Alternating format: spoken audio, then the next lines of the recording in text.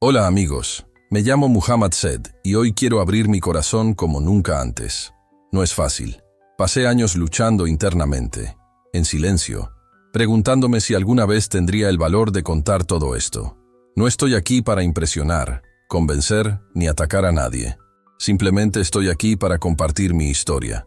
Una historia que me ha costado noches de insomnio, lágrimas ocultas y muchos momentos de profunda confusión. Lo que voy a compartir puede parecer difícil de escuchar, e incluso desconcertante, pero es real, es mi camino, es mi verdad. Durante mucho tiempo viví con una pregunta silenciosa martilleando dentro de mí. ¿Qué pasaría si todo lo que aprendí como voluntad de Dios en realidad me estuviera alejando de Él? Y si, sin darme cuenta, mi búsqueda de la santidad y la obediencia me estuviera llevando por un camino completamente opuesto al que imaginaba. Sé que puede parecer extremo, incluso absurdo, pero esta era la realidad que tenía que afrontar. Una dura verdad, una que jamás habría aceptado años atrás.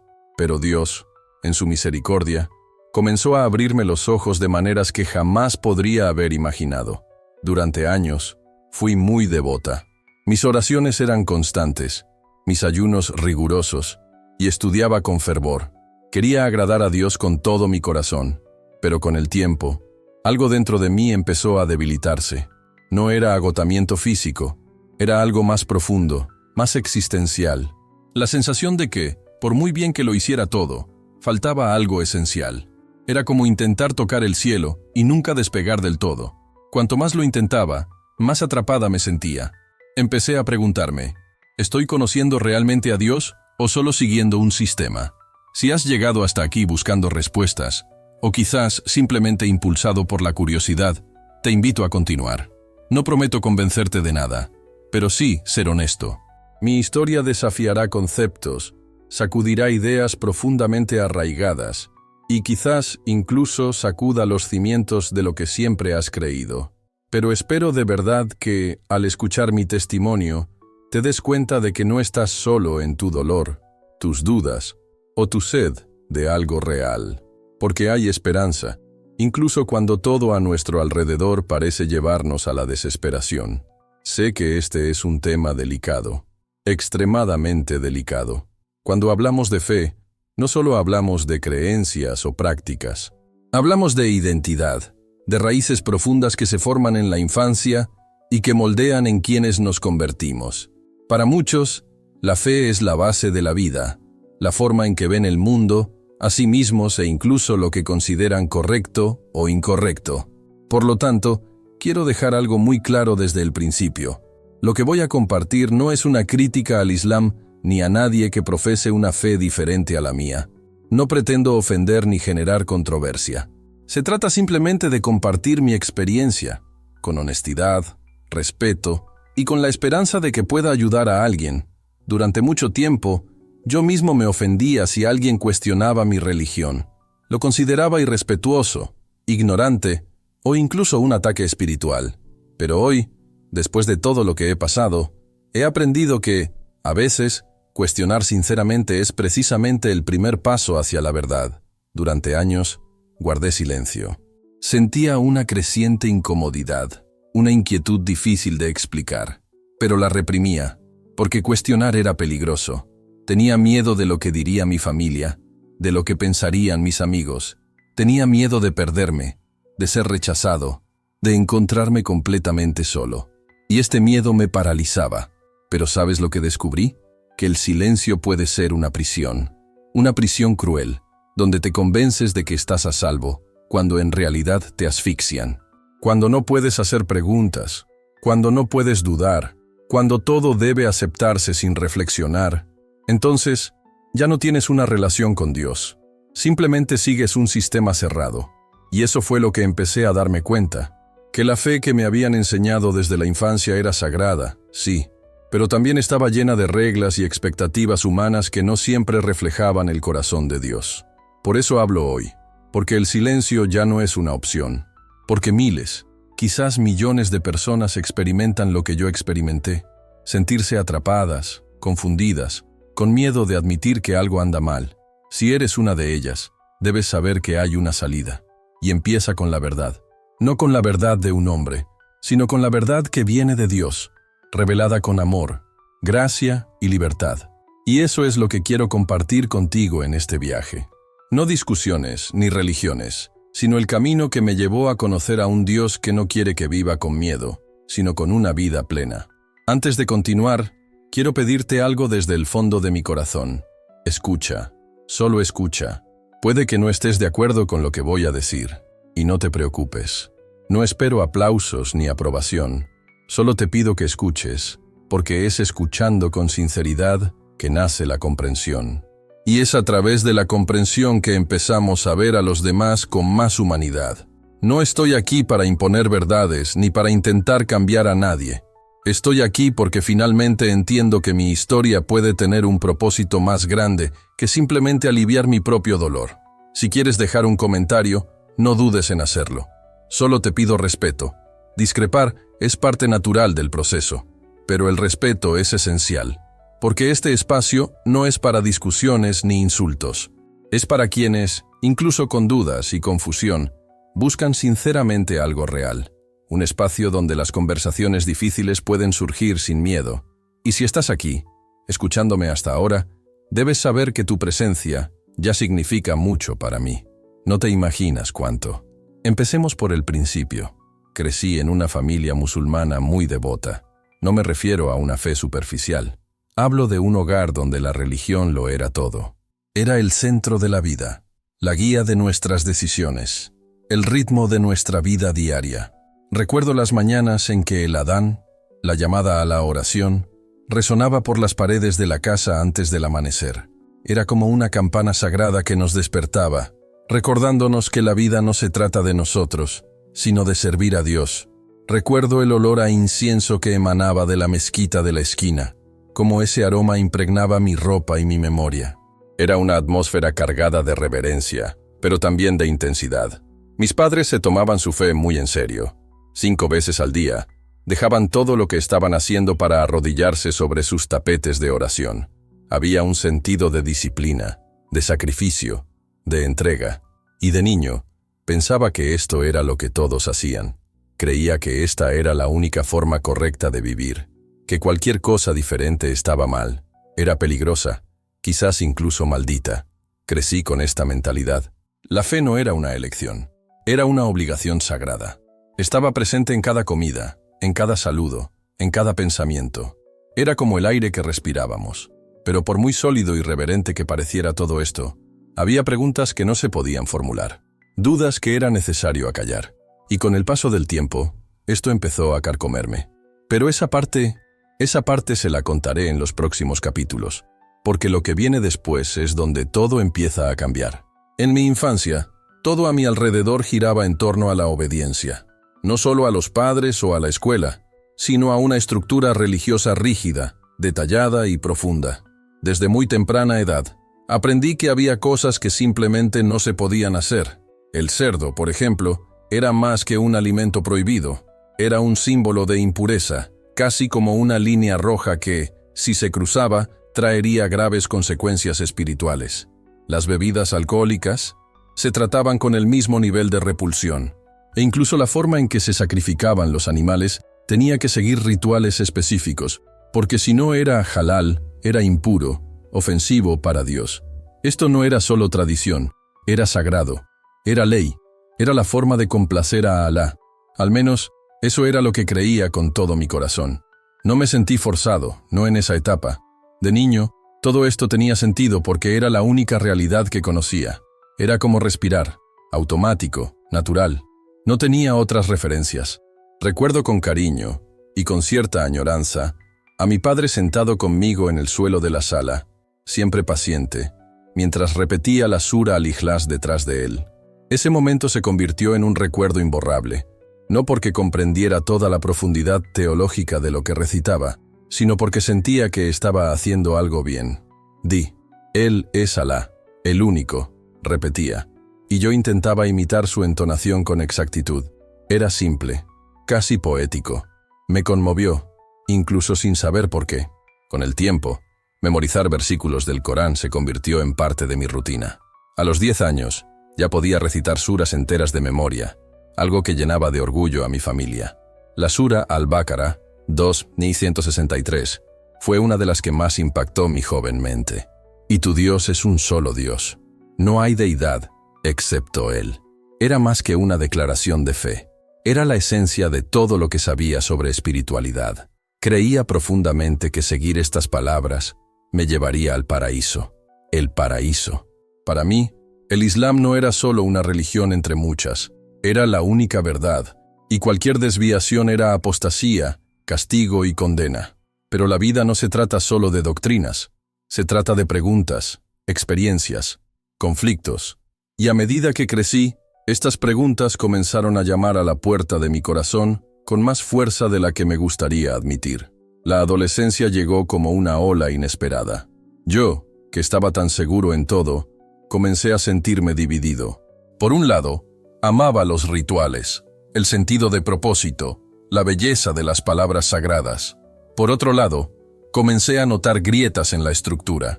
Grietas que no venían de afuera, venían de adentro.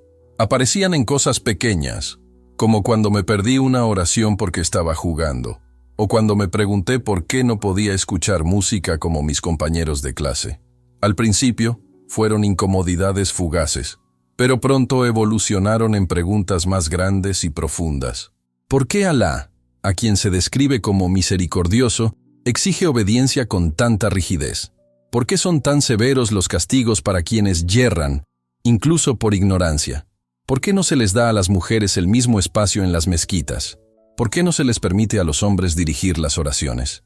¿Y qué hay de las leyes que parecen tan alejadas de la realidad del mundo moderno? ¿Por qué la duda se trata como traición? Intenté ocultar estos pensamientos. Pensé que era solo una fase, que necesitaba rezar más, ayunar más, estudiar más. Pero cuanto más intentaba suprimir estas dudas, más crecían. Y lo más doloroso era saber que, en mi hogar, como en muchos otros dentro de la comunidad musulmana, cuestionar era peligroso. La duda no se veía como un paso hacia la verdad. Se consideraba rebelión contra Alá, y no había lugar para rebeldes. Este conflicto interno se intensificó. Mis ojos comenzaron a ver cosas que antes no había notado. Tradiciones que parecían perder su significado. Reglas que se convirtieron en meras repeticiones, sin vida, desconectadas del corazón. Por la noche, después de que todos se hubieran dormido, me quedaba mirando al techo, con el corazón dolido. Una vez leí la Sura al-Maida 5:32, que dice que salvar una vida es como salvar a toda la humanidad. Me conmovió. Fue hermoso, profundo, un claro mensaje de compasión. Pero entonces, recordé otros pasajes que hablaban del castigo eterno, el destino de los incrédulos, el infierno reservado para quienes se desviaban del camino, y la confusión me invadió. ¿Cómo podían coexistir estos dos extremos en un solo libro sagrado? La fe, que una vez fue mi refugio, empezó a sentirse como una prisión, no porque ya no creyera, sino porque seguía creyendo. Me aferré a ella con todas mis fuerzas porque abandonarla significaba perderlo todo.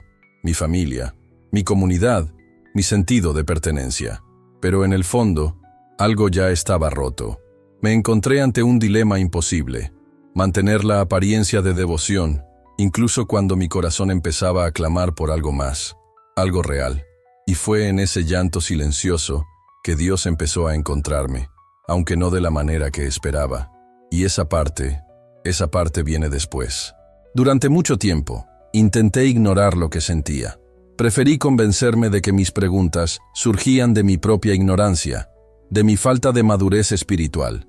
Pensé, quizás no estoy todavía preparado para comprender los misterios de la fe. Quizás fue una fase, algo pasajero. Después de todo, ¿quién era yo para cuestionar lo que millones de personas habían seguido con tanto fervor durante siglos? Así que hice lo que muchos hacen cuando sienten la incomodidad de la duda. Lo escondí todo bajo la alfombra de la religiosidad. Seguí obedeciendo, seguí rezando, seguí diciéndome que, con el tiempo, pasaría. Pero no pasó. Al contrario, las semillas de la duda, que antes eran silenciosas y discretas, comenzaron a crecer. Y crecieron tanto que ya no podían ignorarse. Al mirar atrás, veo que mi educación religiosa fue como un árbol con raíces fuertes. Por un lado, cultivó en mí un profundo sentido de devoción, disciplina y reverencia.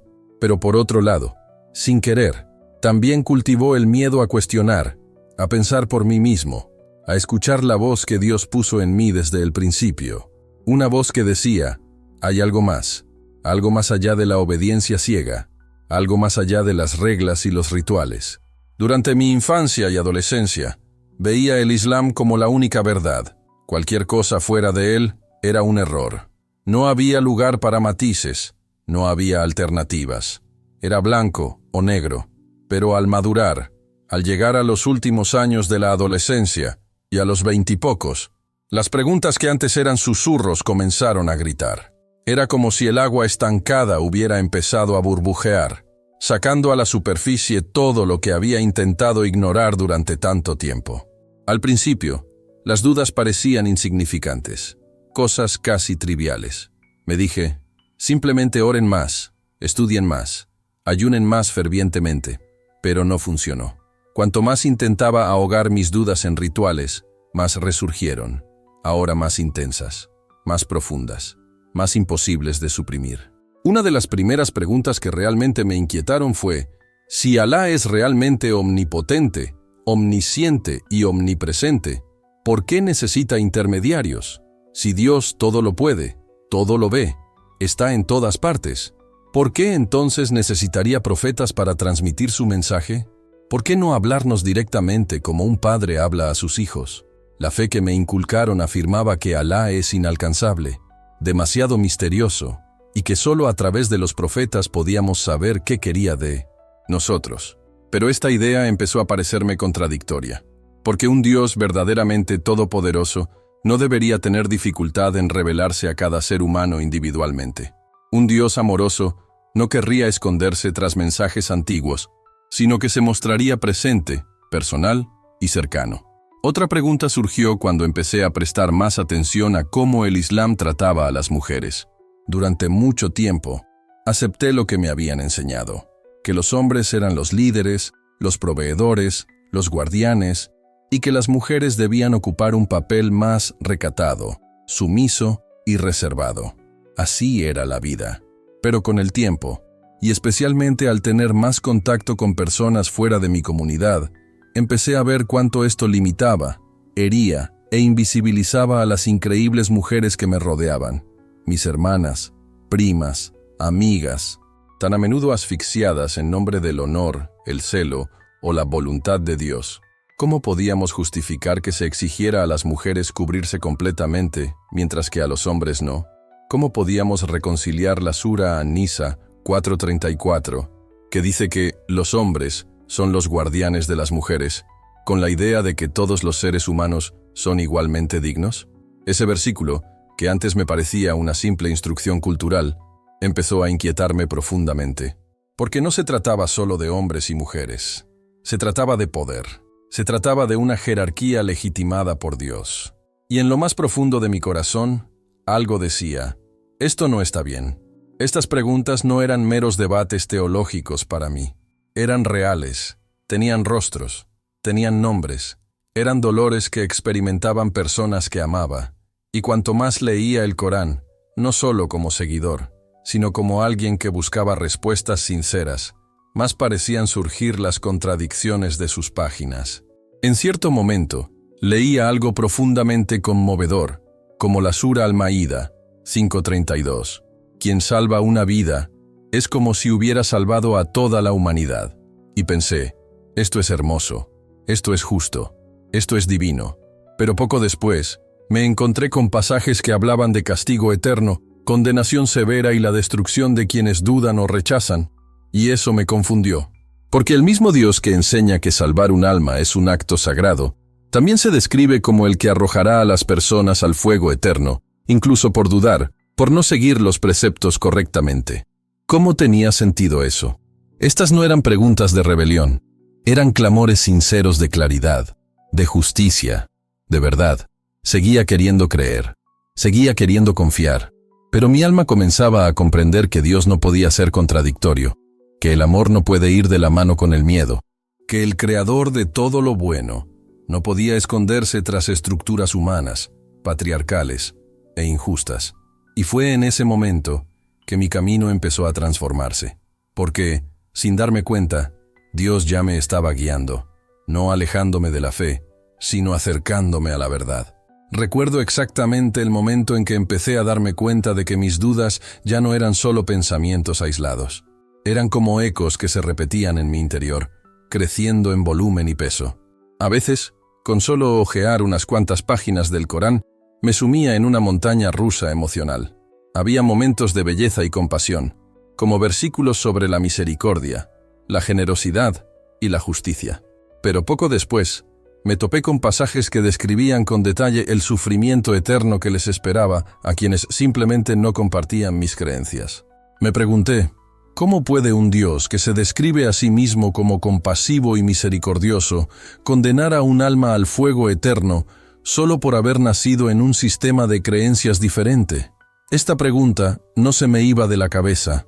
Sabía que millones de personas en todo el mundo nacieron en diferentes religiones, educadas desde pequeñas para seguir doctrinas y prácticas específicas. ¿Cuán justos, entonces, deberían ser juzgados por algo que nunca eligieron conscientemente? Esta aparente contradicción me corroía profundamente. Si Dios es justo, ¿no debería juzgar a las personas según sus intenciones, su corazón, y no por sus circunstancias de nacimiento? Y si es amoroso, ¿por qué el constante énfasis en el castigo, la condenación y el miedo? Era como si dos voces distintas hablaran en las Escrituras, una pidiendo amor y bondad, la otra gritando amenazas de fuego y tormento. Y me desorientó profundamente. Cuanto más leía, más me sentía atrapado entre estas tensiones. Un versículo que me inquietó especialmente fue la Sura An-Nisa 4:34. El pasaje afirmaba que los hombres son responsables de las mujeres y, en ciertos casos, incluso podían usar la violencia como forma de disciplina. Esto me impactó. Era un joven que intentaba comprender lo que era moralmente correcto, y aquí estaba un texto que, independientemente de su contexto histórico, todavía se recitaba y se seguía como la palabra eterna de Dios. ¿Cómo podría esto venir de un Dios que es amor? Aunque los eruditos debaten interminablemente el contexto y la aplicación de este versículo, el mero hecho de que existiera tal lenguaje me hizo cuestionarlo todo. No parecía un reflejo del amor divino. Parecía moldeado por una cultura antigua y patriarcal que intentaba justificar su control sobre las mujeres con la autoridad de Dios.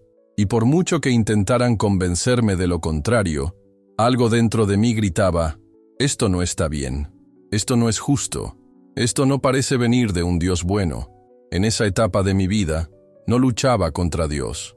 Todo lo contrario, buscaba desesperadamente encontrarlo.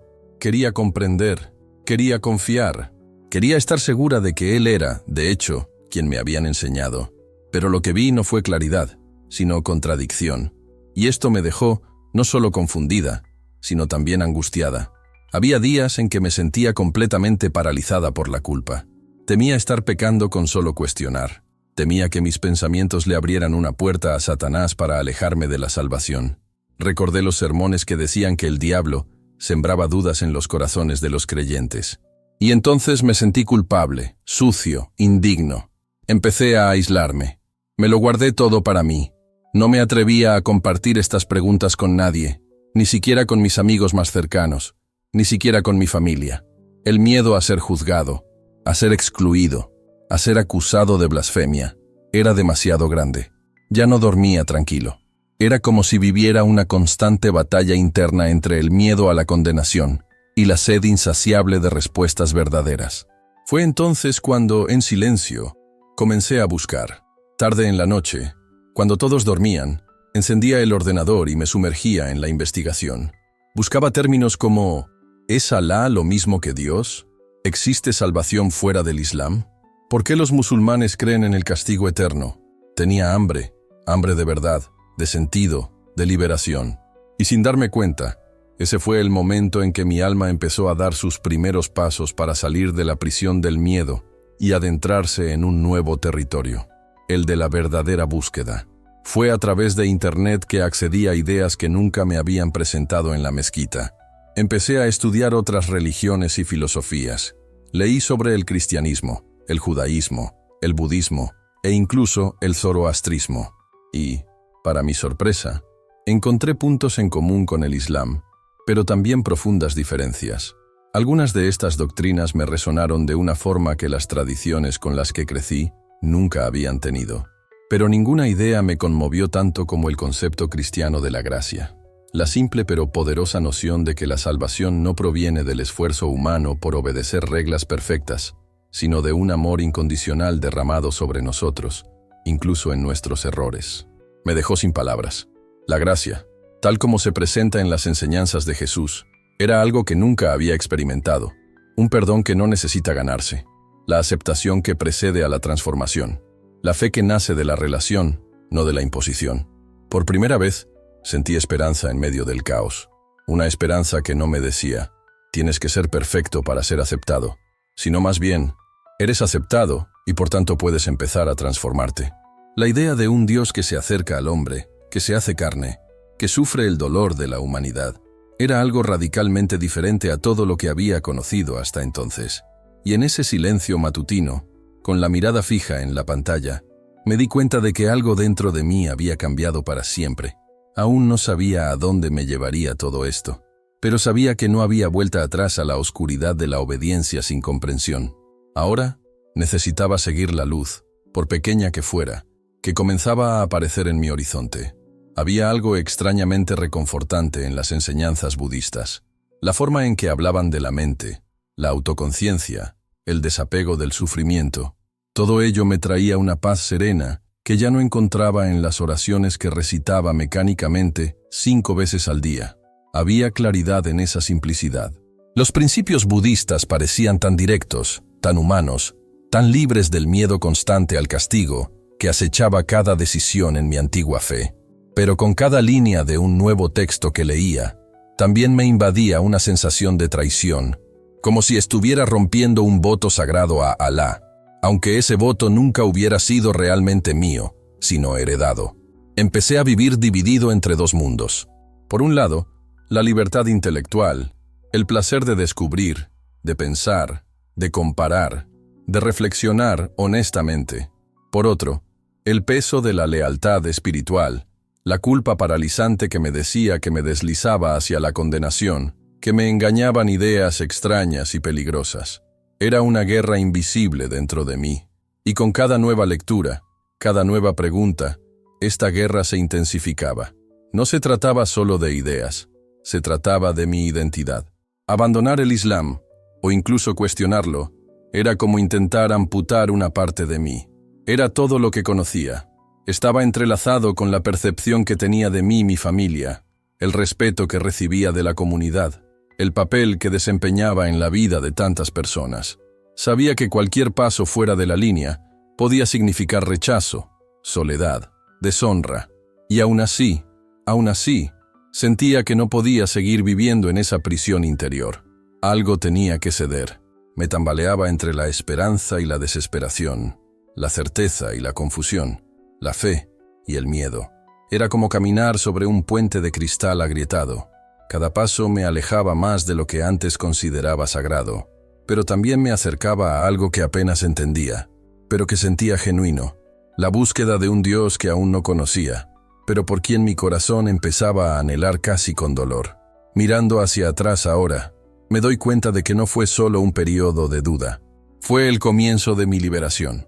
Por primera vez en mi vida, me permití pensar con libertad. Por primera vez, tuve el coraje de enfrentar lo que siempre me habían dicho que era indiscutible. Y eso fue a la vez aterrador y estimulante. Sentí miedo, sí, pero sentí algo aún más fuerte. Sed, una sed insaciable de verdad. Y entonces sucedió. No fue una gran revelación. No fue un sueño profético, ni una experiencia sobrenatural. Fue una noche cualquiera, solo en mi habitación. Tenía el Corán en mis manos como tantas otras veces, pero esta vez no era para memorizarlo ni recitarlo. Simplemente quería comprender, leer con claridad, ver con el corazón abierto. Y algo cambió. Recuerdo haber pasado una página y detenerme. No recuerdo exactamente qué versículo era. Lo que me impactó no fue el texto en sí, sino la abrumadora sensación de que algo dentro de mí finalmente se había roto. O tal vez se había liberado. Las dudas que antes parecían amenazas a mi fe, ahora brillaban como luces, revelando grietas que nunca quise ver. Lo que antes me habían dicho que era la verdadera adoración, ya no podía reconocerlo como proveniente de Dios. Era demasiado pesado, demasiado oscuro, demasiado controlador. Fue allí donde noté algo inquietante, algo que todavía hoy me da escalofríos. Muchas de las prácticas que consideraba espirituales quizá no me acercaban a Dios. Quizás en realidad me alejaban de Él. Empecé a ver cuánto dependía el sistema de fe en el que me había criado de intermediarios, profetas, santos, antepasados e incluso seres invisibles como genios, para salvar la brecha entre lo humano y lo divino. Esto nunca me había preocupado antes. Era simplemente parte de la tradición, parte de la forma de hacer las cosas. Pero ahora, en mi momento de mayor vulnerabilidad, esta dependencia me parecía profundamente preocupante.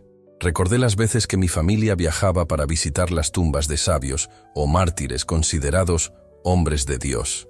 Recordé las oraciones ante las tumbas, la quema de incienso, las promesas que se hacían como ofrendas a cambio de curaciones, milagros o bendiciones. En aquel entonces, todo parecía hermoso. Era reverencia, era devoción, pero ahora me recordaba prácticas que el propio Corán parecía condenar. La Sura Al-An'am, por ejemplo, hablaba claramente sobre el pecado de asociar a Alá. Shirk, ese era el término, el más grave de todos los pecados, el único que, según la doctrina, no tiene perdón. ¿Cómo entonces podía esto coexistir con la fe que nos inculcaron? ¿Cómo podían estas prácticas formar parte de la devoción si el propio libro sagrado advertía contra ellas? Comprenderlo me impactó profundamente.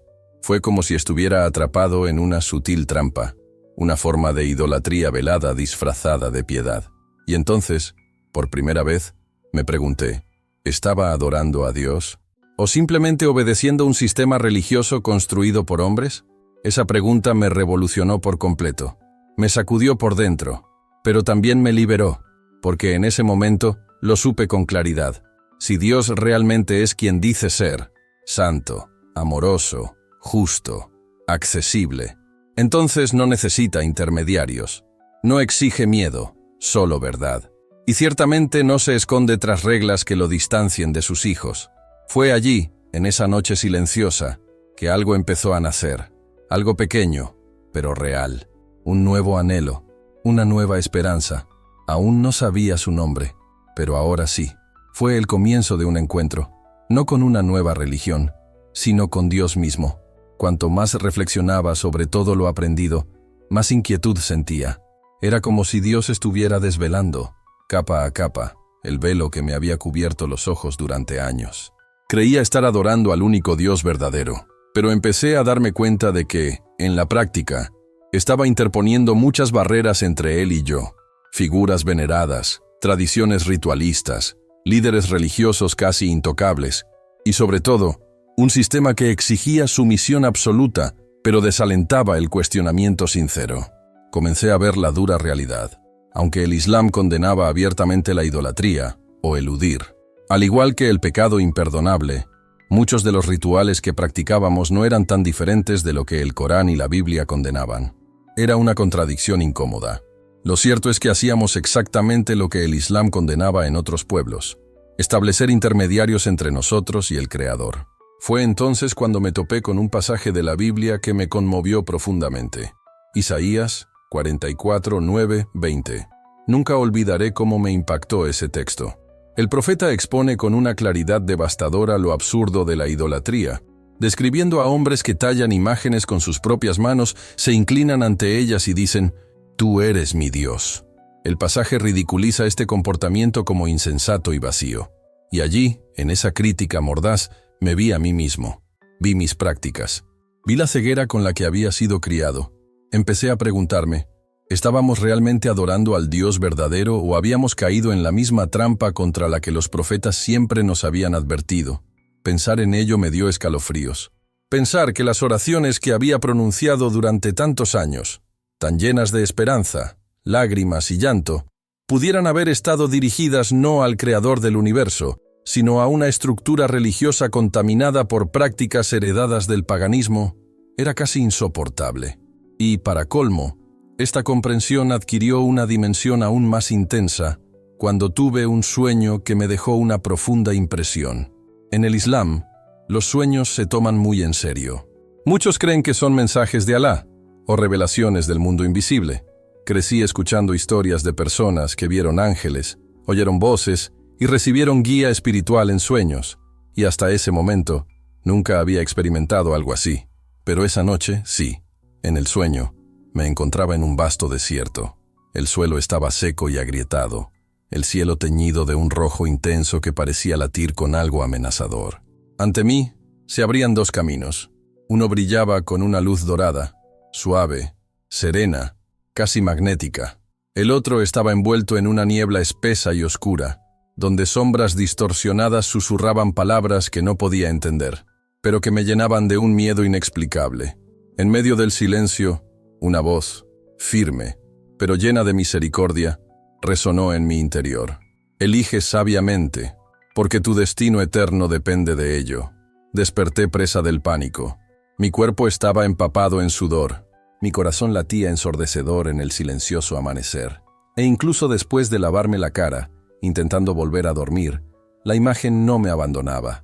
Esa voz, ese desierto, esos dos caminos, era como si un mensaje se hubiera grabado a fuego en mi alma. Durante días, no pude superar el impacto. Algo dentro de mí me decía que ese sueño no era casual. Era una advertencia, una señal. Y, siendo sincera conmigo misma, sabía que el camino oscuro era el que ya estaba recorriendo. No porque fuera explícitamente malvado, sino porque me alejaba de la verdad. Un camino donde seguía reglas, repetía oraciones, pero nunca conocí realmente al Dios al que decía servir. Fue en este estado de agitación espiritual que comencé a profundizar aún más en los estudios históricos y comparativos. Investigué los orígenes de los rituales islámicos, especialmente los considerados más sagrados. Y lo que encontré me conmovió profundamente. El Hajj, la peregrinación a la Meca, siempre se ha considerado la cumbre de la devoción islámica. Rodear la Kaaba 7 veces se presentaba como un acto de sumisión y amor a Alá. Pero al investigar los orígenes de este ritual, descubrí algo inquietante. Mucho antes del Islam, los habitantes de la Arabia preislámica ya realizaban este mismo acto. En aquella época, la Kaaba no era un símbolo del monoteísmo. Era un santuario lleno de cientos de ídolos que representaban a diferentes dioses y entidades tribales. Los peregrinos rodeaban ese mismo cubo de piedra en honor a estas deidades. Cuando el profeta Mahoma se levantó, los ídolos fueron destruidos, pero el ritual se mantuvo. Eso me molestó como pocas cosas antes. Si el gesto físico sigue siendo el mismo, pero el objetivo del culto cambia, ¿eso purifica el acto?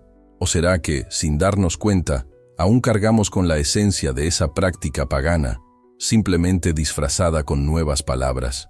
¿Qué define la idolatría? ¿La intención, la acción o el legado histórico? Estas preguntas comenzaron a erosionar todo en lo que creía, y con ellas llegó un miedo que nunca antes había sentido.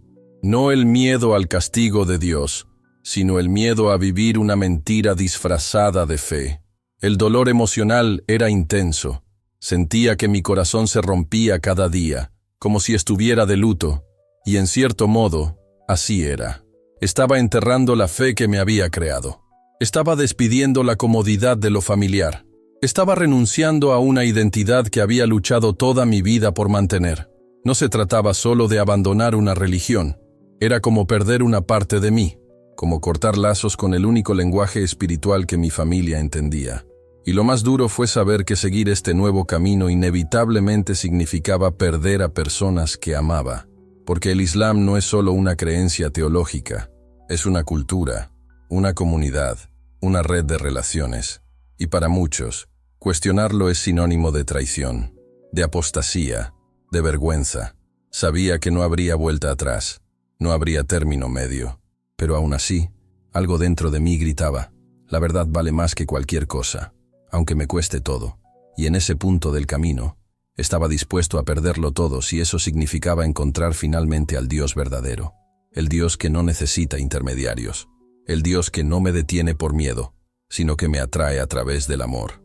Darme cuenta de todo esto no fue como pulsar un interruptor. Fue más bien como despertar lentamente de un largo letargo, donde la realidad se ajusta poco a poco ante mis ojos.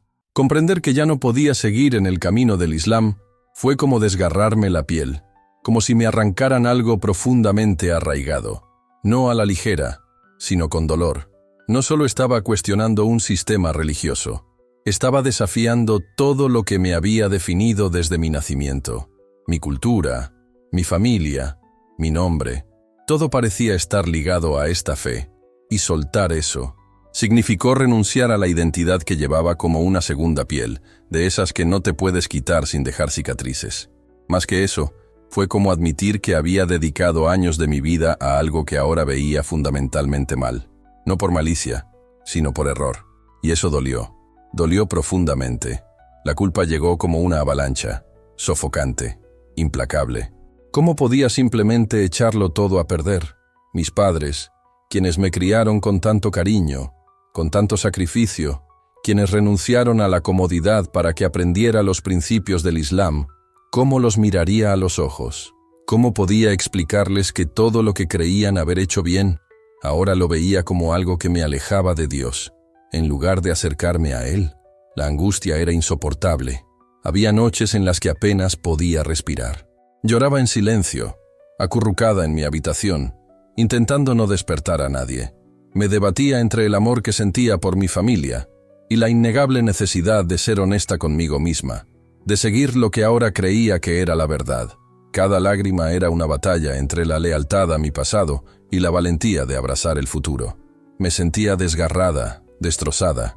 No era fácil amar a tanta gente que, por mucho que me quisieran, quizá nunca me entenderían. Y entonces llegó el aislamiento. El silencio de quienes una vez me rodearon habló más fuerte que cualquier grito. Cuando comencé a compartir mis dudas, con cuidado, con palabras consideradas, evitando lastimar, las reacciones no se hicieron esperar. Dejaron de llegar las invitaciones. Las llamadas cesaron. Me apartaban la mirada al entrar en una habitación. Y poco a poco, fui marginado. Tuve familiares que empezaron a susurrar a mis espaldas. Otros que intentaron rescatarme espiritualmente, alegando que estaba poseído por malas influencias. Uno incluso me dijo que estaba abriendo las puertas del infierno sobre mi vida y arrastrando a mi familia conmigo. La mayoría me decía que me callara, que me guardara mis pensamientos. Decían que lo que hacía era deshonrar nuestro nombre, nuestra historia, todo lo que nuestros antepasados lucharon por preservar. Y escuchar esto, viniendo de quien más amaba, fue como un golpe en el pecho. No porque fueran palabras duras, sino porque provenían de corazones que consideraba aliados incondicionales. Pero incluso con todo este sufrimiento, había algo que ya no podía negar, ya no podía fingir. Algo dentro de mí había despertado, y una vez que se abren los ojos, ya no se pueden ver las cosas de la misma manera. No estaba siendo rebelde, estaba siendo honesto. Por primera vez en mi vida, me sentí libre. E irónicamente, esa libertad me lo costó todo. Y al reflexionar sobre ello ahora, con un poco más de claridad, me doy cuenta de que esta etapa no se trató solo de abandonar una religión. Se trató de permitirme afrontar verdades enterradas bajo capas de tradición, miedo y conformismo. Fue como una profunda purificación del alma, dolorosa, agotadora, pero absolutamente necesaria. Porque comprendí que la verdadera fe no puede construirse sobre la base del miedo y la obligación. Debe nacer de la búsqueda de la verdad, de una conexión real, de una transformación interior. La decisión de abandonar el Islam no fue impulsiva ni repentina. Fue la culminación de un largo proceso, lleno de luchas internas, noches de insomnio, oraciones silenciosas y lágrimas sinceras. Un proceso que comenzó con la duda, atravesó el dolor y culminó con algo que nunca esperé encontrar: paz. Pero antes de la paz vino la confesión. Recuerdo claramente el día que se lo conté a mis padres. Estábamos en la sala. El aire se sentía más pesado que nunca. Mi corazón latía tan fuerte que pensé que me iba a desmayar. Respiré hondo y dije, casi en un susurro, ya no lo puedo creer. No puedo seguir fingiendo. El silencio que siguió me pareció interminable. Mi madre rompió a llorar. Su mirada desesperada me rogó que lo reconsiderara. Te están engañando. Estás perdido. Por favor, hijo, no hagas esto. Mi padre no lloró, pero su mirada me atravesó de una forma que aún me duele recordar. Fue como si, en ese momento, hubiera dejado de ser su hijo. Simplemente se levantó, fue a su habitación y cerró la puerta con llave. Ese día supe que los puentes empezaban a quemarse. Los días siguientes fueron como de luto. Algunos familiares me bloquearon. Amigos cercanos desaparecieron. Quienes compartieron mi infancia ahora fingían no conocerme. Me expulsaron de grupos, me aislaron de reuniones, me silenciaron en redes sociales. No fue un rechazo violento, sino una desconexión lenta y dolorosa, como un hilo que se deshilacha poco a poco hasta romperse por completo.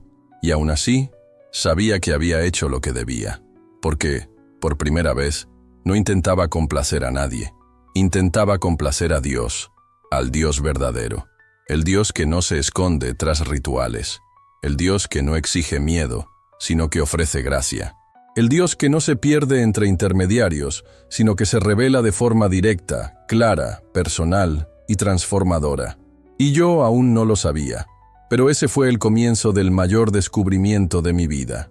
Con el tiempo, incluso desconocidos a los que nunca había conocido, empezaron a hablar en mi contra. Surgieron comentarios ofensivos de la nada.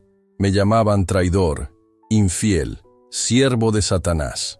Muchos decían que Occidente me había engañado, que me estaba vendiendo a las ideologías del enemigo, como si fuera una marioneta manipulada por fuerzas oscuras.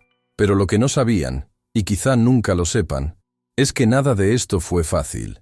Ninguna de mis decisiones estuvo motivada por el odio o la ira. Fue, sobre todo, una búsqueda de la verdad. Y en esta búsqueda, las voces crueles no me silenciaron. Solo revelaron lo valioso que era el silencio interior.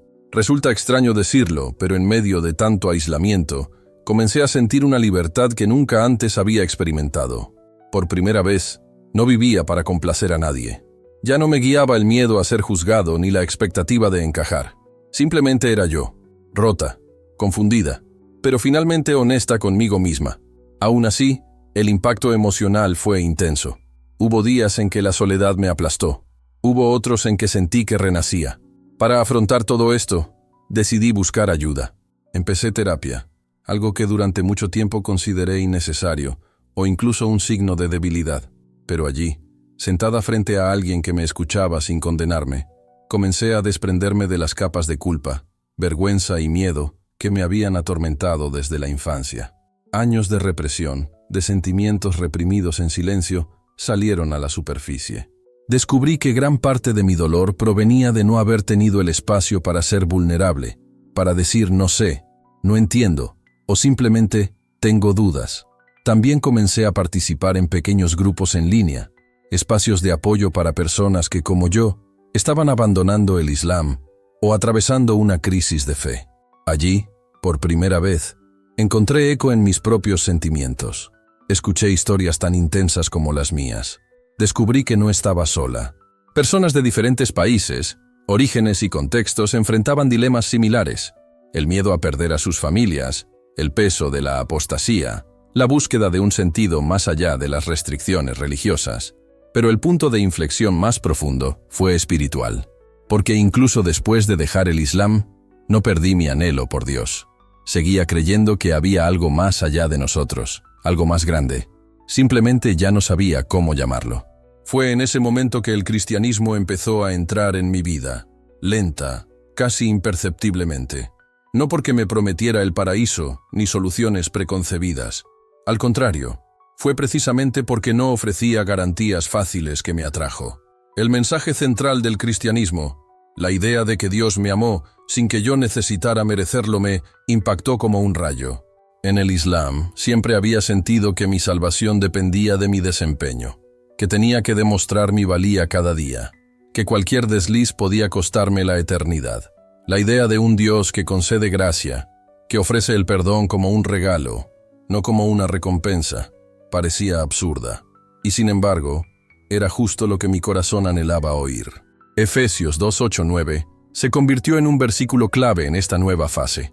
Porque por gracia sois salvos por medio de la fe, y esto no de vosotros, pues es don de Dios, no por obras, para que nadie se gloríe. Estas palabras no solo desafiaron mi antigua comprensión de Dios, sino que me ofrecieron sanación. Por primera vez, no me vi intentando escalar una montaña imposible para alcanzar lo divino. Me alcanzaron, justo ahí, donde estaba, y eso lo cambió todo. El cristianismo no sació mi sed de justicia ni de ética, pero lo hizo de una manera diferente. En el Islam, la moral a menudo se asemejaba a una balanza, donde cada acción se contabilizaba como un crédito o un débito espiritual. En el cristianismo, descubrí que la moral era respuesta al amor de Dios, y no un intento de comprar su favor. Fue como si mi vida cobrara un nuevo cariz. Hice el bien no por miedo al infierno, sino por gratitud a aquel que me amó primero. Y entonces llegaron las enseñanzas de Jesús. Ama a tus enemigos. Perdona 70 veces 7. Pon la otra mejilla. Sirve a quienes no tienen nada que dar. Estas palabras me desmantelaron. Eran invitaciones a una nueva forma de ser. Más ligera, más profunda, más libre. El tipo de vida que no se mide por reglas externas, sino por una transformación interna que comienza en el corazón y se desborda al mundo. Incluso la doctrina del juicio, que antes me aterraba, adquirió un nuevo cariz. En el Islam, el infierno parecía el destino inevitable para quienes no se sometían a la fe islámica. Pero en el cristianismo, encontré pasajes como 1 Timoteo 2:4. Dios quiere que todos los hombres se salven y lleguen al pleno conocimiento de la verdad. Este pensamiento me dio esperanza. Dios no era un juez distante que esperaba un error para condenarlo. Era un padre que buscaba a sus hijos con amor constante. Por supuesto, mi búsqueda no se limitaba al cristianismo. Sentía curiosidad por diversas creencias. El ateísmo me atrajo por un tiempo. La libertad de rechazar todo lo espiritual me pareció un alivio, sin dogmas ni miedo. Pero cuanto más profundizaba, más sentía un frío vacío, una falta de propósito. El universo sin Dios parecía ordenado, pero carente de sentido. El judaísmo también me llamó la atención, sobre todo por la riqueza de su tradición y comunidad. Pero la idea de la exclusividad de la alianza, de un pueblo elegido por nacimiento, me desanimó. El budismo, a su vez, me ofreció valiosos consejos sobre el sufrimiento y la atención plena. Aprendí mucho sobre el equilibrio y la conciencia, pero allí faltaba algo esencial, una conexión íntima con un Dios personal, que me conocía por mi nombre y caminaba conmigo. Y eso es exactamente lo que encontré en Cristo, un Dios que no solo creó el mundo, sino que entró en él, sufrió en él y se entregó por amor a nosotros. Y más que eso, un Dios que me llamó más cerca, no porque lo mereciera, sino por gracia. Con el tiempo, me di cuenta de que mi camino de fe no era lineal, y mucho menos un camino igual para todos. Era un proceso constante de prueba y error, donde lo que tenía sentido para otros no necesariamente funcionaba para mí, y viceversa. Algo que realmente me impactó y que marcó un profundo contraste entre mi vida anterior en el Islam y mis nuevas creencias fue la casi total ausencia de miedo. En el Islam, el miedo al fuego eterno, al tormento del infierno, era una sombra constante que se cernía sobre todas mis acciones espirituales. Rezaba, ayunaba y daba limosna, pero con cada acto me asaltaba una angustia abrumadora. ¿Bastaría esto para salvar mi alma? ¿Me condenaría un solo fracaso? Esta presión era sofocante, una carga demasiado pesada para soportarla día tras día. Pero al acercarme al cristianismo, encontré un mensaje que parecía de otro mundo. Un mensaje de libertad absoluta. Recuerdo claramente el impacto que Romanos 8:1 tuvo en mí. Ahora pues, ninguna condenación hay para los que están en Cristo Jesús. Esas 6 simples palabras sonaron como cadenas que se rompían en mi corazón. No más condenación. No más un juez implacable observando cada uno de mis errores. No más miedo paralizante que me mantiene atrapada en el pasado. Esta comprensión transformó por completo mi visión de la moral. Ya no se trataba de seguir reglas para evitar el castigo, ni de esforzarme por ganarme el favor de Dios por obligación. Empecé a comprender que podía actuar bien simplemente porque quería corresponder al inmenso amor que había recibido libremente. Este cambio le dio a mi fe una nueva liviandad, un nuevo significado. También descubrí paralelismos bíblicos que me ayudaron a visualizar a Dios de una manera más personal e íntima. En el Islam, Dios a menudo parecía una autoridad distante, una fuerza soberana e inalcanzable. En el Salmo 23 se describe a Dios como un pastor que cuida con amor a sus ovejas, guiándolas, protegiéndolas y consolándolas. Esta imagen me conmovió profundamente. Juan 10:10, con su promesa de vida abundante, me hizo cuestionar si la vida espiritual debería ser una mera supervivencia a la espera del juicio o un viaje lleno de significado, alegría y esperanza. Fue entonces cuando comencé a replantearme todo lo que sabía sobre Dios. ¿Es realmente un juez severo que espera el momento oportuno para castigar? ¿O es un padre amoroso, deseoso de restaurar, acoger y transformar? ¿Le importan más los corazones arrepentidos que los rituales perfectos? A medida que esta nueva fe se afianzaba, podía sentir cambios en mi interior. El miedo abrumador dio paso a una esperanza vibrante. La culpa constante fue reemplazada por una gratitud genuina. El aislamiento, aunque aún presente, comenzó a llenarse de una sensación de conexión, no solo con quienes compartían mi camino, sino con algo más grande, eterno y bueno. Dejar el Islam no significó abandonar mi fe en Dios. Al contrario, fue una puerta que me abrió a una espiritualidad más rica, profunda y con más matices que nunca antes había experimentado. Hoy, cuando rezo, no lo hago por obligación ni por miedo al castigo, sino por gratitud, alegría y un sincero deseo de acercarme a aquel que me amó primero. Pero no todo fue color de rosa en este viaje. Las cicatrices del pasado aún me persiguen, recordándome a diario las batallas que enfrenté. La mayor de ellas, sin duda, fue la pérdida de mi familia, porque cuando decidí contarles a mis padres sobre mi decisión de abandonar el Islam, su reacción fue devastadora. Mi madre no pudo contener las lágrimas. Entre sollozos, apretaba su rosario con tanta fuerza que parecía creer que podría protegerla de ese dolor inexplicable. «¿Cómo pudiste hacernos esto?», preguntó, con la voz entrecortada por las lágrimas. Cada palabra le pesaba como un cuchillo. Mi padre, por su parte, guardó silencio durante lo que pareció una eternidad. Tenía la mirada fija en mí, pero era como si me mirara a través de los ojos, una mirada llena de ira, tristeza y una profunda sensación de traición. Cuando finalmente habló, sus palabras fueron duras y claras, y me llegaron al corazón. «Si dejas el Islam, dejas a esta familia». En ese momento, pensé que era solo una amenaza para asustarme, para hacerme retroceder, para obligarme a mentir de nuevo y ocultar mis pensamientos. Pero con el paso de los días, las semanas y los meses, me di cuenta de que no era una amenaza, sino la cruel realidad. Empezaron a distanciarse. Las llamadas que antes llenaban mi teléfono se volvieron escasas y luego desaparecieron. Los cumpleaños, al igual que las fiestas y celebraciones, pasaron sin invitación, sin mensaje. Las fiestas importantes las pasé en soledad, mientras veía mi antigua vida escabullirse como arena entre mis dedos. Fue una pérdida inesperada, pero me mostró el precio de la verdad y el valor de la libertad, porque incluso ante el dolor, sabía que ya no podía vivir en una mentira. La verdad que había encontrado me liberó, aunque me costara todo. A todos los efectos, me habían rechazado. No era solo una sensación pasajera, era una cruda realidad que se manifestaba con cada llamada perdida, cada mensaje ignorado. Mis hermanos, que antes habían sido compañeros y confidentes, también se distanciaron. Al principio, algunos intentaron hablar, incluso discutir conmigo, instándome a guardarme mis dudas, a fingir creer por el bien de la paz familiar. «Solo finge, por el bien de todos», decían. Pero en cuanto quedó claro que no me rendiría, que no ocultaría mi verdad, ellos también se distanciaron. Una de mis hermanas incluso dejó de seguirme en redes sociales, rompiendo así el pequeño vínculo que aún manteníamos. Otra hermana, quizás la más dolorosa, se negó a dejarme ver a sus hijos, alegando que no quería que los influyera. Esta decisión me dolió profundamente.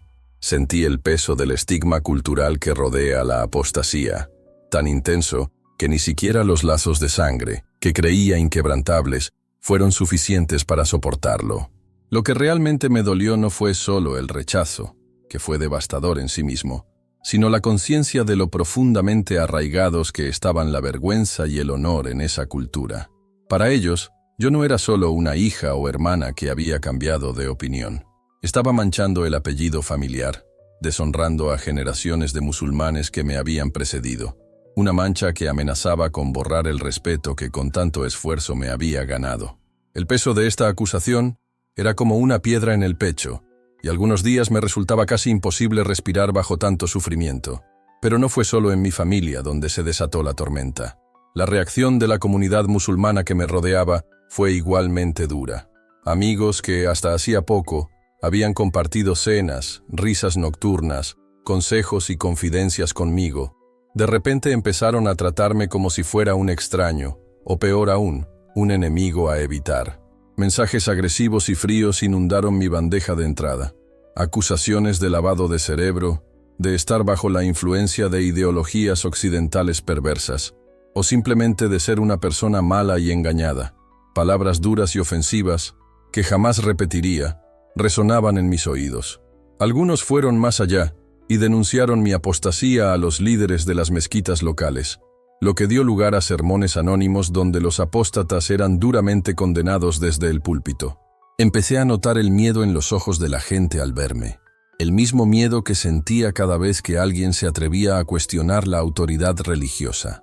Era un miedo silencioso y palpable que me hacía sentir invisible, indeseado, incluso amenazado. La sensación de aislamiento crecía, sofocante. Por un tiempo, me pregunté si había cometido un terrible error al buscar la verdad. ¿Realmente valdría la pena vivir con autenticidad si perdía todo y a todos los que conocía y amaba? Mis pensamientos giraban en torno a esta pregunta, mientras luchaba por comprender mi nueva identidad, que ahora llevaba la etiqueta de ex-musulmán, una identidad que parecía no tener cabida en ningún lugar del mundo. Cada interacción social sencilla, como presentarme a alguien nuevo, se convertía en una situación llena de ansiedad e inseguridad. ¿Debía revelar mis orígenes? ¿Debía ocultar esta parte de mí para evitar ser juzgada? ¿Cómo podía explicar la ausencia de mi familia sin parecer amargada o dolida?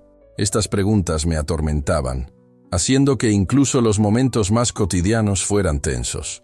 Hubo días en que sentí una necesidad casi desesperada de regresar, no necesariamente para reconciliarme con el Islam, sino para recuperar la sencillez de saber quién era, de tener un lugar definido en el mundo y en mi familia. Quería la comodidad de una identidad clara, aunque conllevara reglas y limitaciones, pero en lugar de eso, decidí recomponer lo que quedaba de mí y construir algo nuevo, una identidad que honrara mi pasado, mis valores y mis raíces, pero que también abrazara la libertad que sentía en mi presente. No fue un proceso fácil ni rápido. Hubo días en que la soledad me abrumaba, casi insoportable. Me sentía como una extraña en mi propia vida. Sin embargo, paso a paso, lentamente, comencé a reconstruirme. En medio de todo el dolor, el rechazo y la duda, también hubo momentos de triunfo, pequeñas victorias, una conversación sincera con alguien que no me juzgó, una oración que me llenó de paz, un libro que me reconfortó. Estas pequeñas luces en el camino me recordaron por qué había elegido este camino. Me reencontraba a mí misma, descubriendo que la libertad de vivir mi verdad tiene un precio, sí, pero también me brinda una fuerza que nunca imaginé poseer. Y a pesar de todo, esta búsqueda de autenticidad valió cada lágrima, cada momento de silencio y cada miedo enfrentado.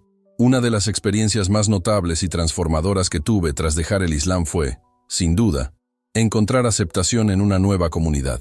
Al principio, confieso, sentí un miedo enorme a no pertenecer nunca más a ningún lugar. Cargaba conmigo la sensación de haber sido expulsado de todo un mundo, mi familia, mis amigos, mi cultura y mi fe.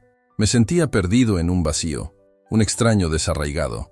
Pero entonces, casi por casualidad, me topé con un grupo de exmusulmanes que, como yo, estaban pasando por esta difícil transición.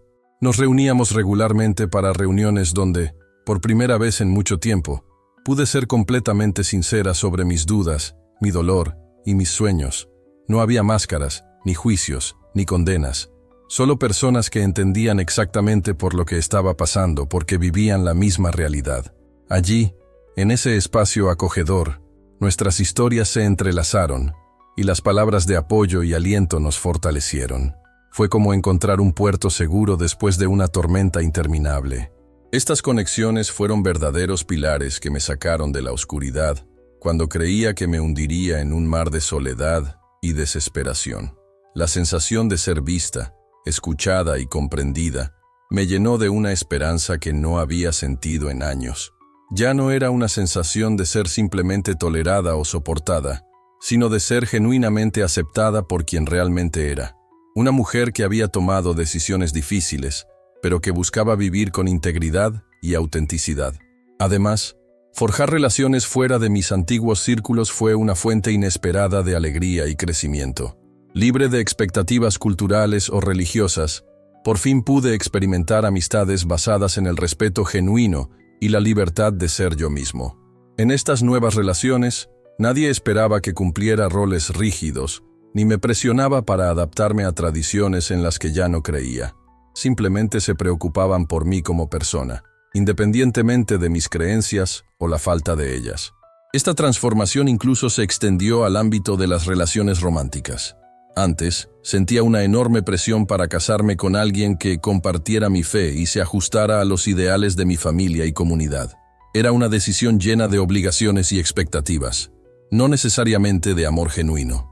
Pero al liberarme de estas limitaciones, aprendí que el amor verdadero puede existir mucho más allá de los límites de la religión. Empecé a ver la posibilidad de relaciones basadas en el respeto, la comprensión y la libertad mutua, sin que la fe fuera una condición obligatoria para amar o ser amado. Al mirar atrás hoy, veo cuánto he crecido y evolucionado a lo largo de este camino. Aunque las cicatrices del rechazo y el dolor siguen presentes, ya no me definen como símbolos de fracaso o derrota. En cambio, se han convertido en poderosos recordatorios de mi resiliencia y mi capacidad para superar la adversidad. Cada nueva relación que he forjado, cada persona que ha entrado en mi vida desde que dejé el Islam, me ha enseñado algo profundo sobre la confianza, la vulnerabilidad y el valor de la autenticidad. Sé que quizá nunca me reconcilie del todo con mi familia, y quizá nunca recupere el cariño ni la aprobación de quienes una vez me amaron. Pero he aprendido a aceptar esta pérdida con más serenidad, porque he comprendido que al renunciar a lo que creía necesitar para ser feliz, he encontrado algo infinitamente más preciado: la libertad de vivir mi vida a mi manera, con propósito, conexión y esperanza. Abandonar el Islam no fue un acto de rebelión gratuita ni un simple rechazo. Fue un profundo viaje hacia la verdadera libertad, la que nos libera de las cadenas invisibles del miedo, la culpa y la presión social. Durante mucho tiempo, cargué con el peso aplastante de las expectativas de mi familia, mi comunidad, e incluso la idea misma de Dios, a la que me habían enseñado a temer. Pero cuando finalmente me alejé de todo eso, se produjo una transformación increíble en mi interior. Empecé a sentirme más ligero, no solo espiritualmente, sino también mental y emocionalmente. El miedo constante al juicio, la culpa por cada error, la necesidad desesperada de ser perfecto y nunca fallar, todo esto empezó a disiparse. En lugar de estas ansiedades, encontré claridad, paz y un profundo alivio. Comprendí que la verdadera fe, la que realmente transforma, no debe aprisionar, sino liberar. Por primera vez, me sentí libre para pensar, cuestionar y explorar el mundo y la espiritualidad sin tener que disculparme ni esconderme. Esta libertad lo redefinió todo. Mi forma de verme a mí mismo, mi forma de ver el mundo y las relaciones que forjo. Si tú, al escuchar o leer esto, enfrentas una lucha similar en tu propio camino de fe, quiero que sepas algo fundamental. No estás solo. Millones de personas en todo el mundo experimentan dudas, miedos, preguntas y dolor similares. Y aunque el camino parezca solitario y abrumador, hay esperanza, apoyo y luz, incluso en los momentos más difíciles. Nunca pierdas la fe en que mereces vivir una vida auténtica, plena y significativa. Algunos guardan silencio por miedo a las repercusiones.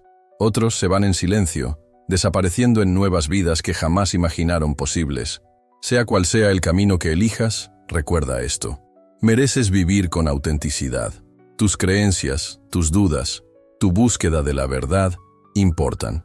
No dejes que nadie te avergüence, te obligue a guardar silencio, ni a encajar en un molde que no se ajusta a ti. El pensamiento crítico es un don. Hacer preguntas no es una traición a la fe, es un acto de valentía.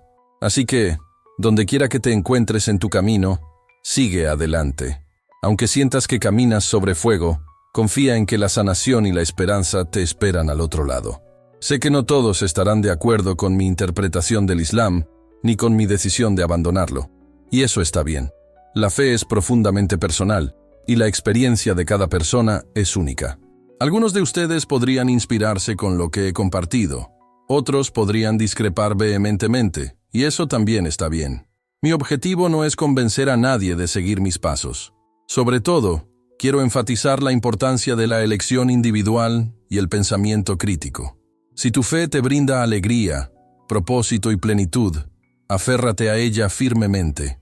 Pero si te deja estancado, en conflicto o vacío, no tengas miedo de cuestionarla. La vida es demasiado corta para vivir la verdad de otro. Te debes a ti mismo encontrar lo que te funciona, incluso si eso significa forjar un camino completamente nuevo. Si mi historia te conecta, si te da esperanza o te ayuda a sentirte menos solo, me honraría que compartieras este video. Las conversaciones sobre la fe, la duda y la libertad son muy necesarias en el mundo actual. A menudo evitamos estos temas porque nos incomodan, pero es precisamente en la incomodidad donde crecemos. Creemos espacios donde las personas puedan hacer preguntas difíciles sin temor a ser juzgadas.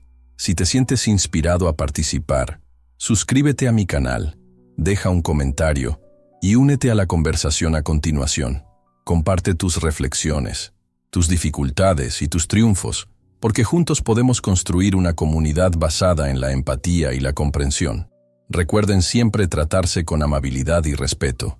Los desacuerdos son inevitables, pero la hostilidad no tiene por qué serlo. Antes de terminar, quiero agradecerles por escucharme, por su apertura y por permitirme compartir mi historia. Significa mucho más para mí de lo que las palabras pueden expresar. Recuerda, sin importar en qué punto de tu camino te encuentres, siempre hay esperanza de cambio y sanación. Ya sea que dudes de tu fe, la reconstruyas tras abandonarla, o simplemente intentes descubrir quién eres, ten ánimo. Eres más fuerte de lo que imaginas, más valiente de lo que sientes, y capaz de forjar una vida plena. Sigue luchando por tu verdad, incluso cuando parezca imposible. El camino que tienes por delante puede no ser fácil, pero te prometo que vale la pena.